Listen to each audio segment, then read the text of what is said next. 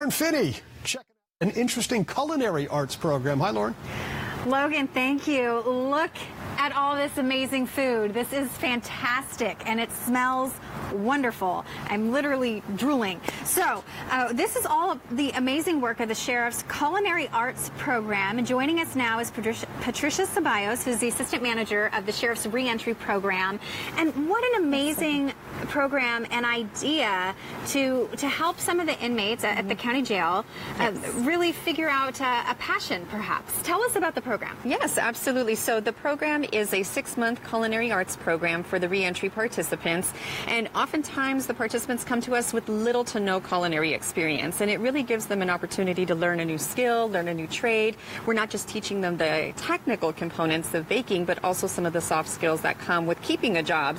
So learning how to have a positive attitude, working environment, really trying to give them all of the skills they need to really be successful upon their transition into the community. And they leave this program with a certificate that actually will help them get a job after they leave jail. That's correct. So we offer them, in partnership with Grossmont Adult Education, we offer them industry recognized certifications. So a Serve Safe certificate as well as a food handler's card, and they have 800 hours of on-the-job, hands-on training. And so they really have an opportunity to learn so many different components of culinary and baking and take that into the community to hopefully gain employment. Now these are lower level offenders who are in a county jail system who maybe just need some more guidance and structure and possibly some ideas of what's out there for them once they leave jail. Can you give us a situation or some typical circumstances that you might see and maybe some successes of the program? Absolutely. So when individuals come into our custody, what we see is there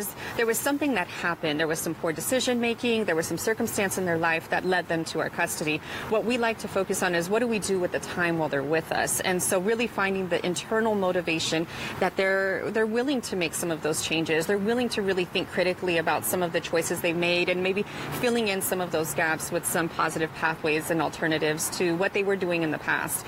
Many people just need an extra hand sometimes, and really being able to recognize that these folks are coming back to our community. They are our community, and how do we welcome them back, knowing that they've now built all of these skills and really made a reinvestment in themselves and their own success. Now, have you seen some of the graduates go on to actually work in certain kitchens? Or we have. We actually have a couple of the participants recently. We had someone just recently hired as an executive chef.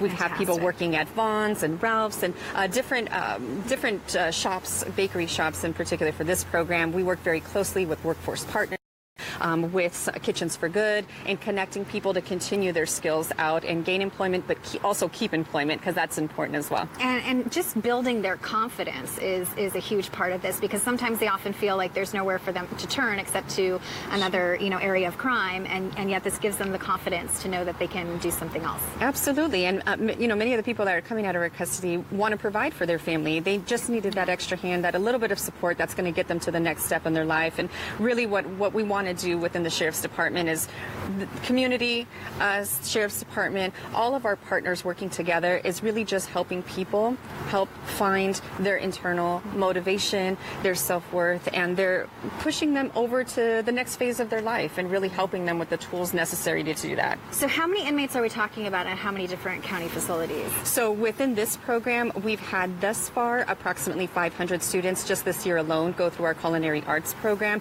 in some capacity or another. And again, all of them are leaving with certifications that are industry recognized. Fantastic. Okay, so let's get down to the juicy, yummy stuff here. Absolutely. So pastries and the desserts are a big part of this. That's some of the focus, and I know you said the cream puff is your favorite. Absolutely.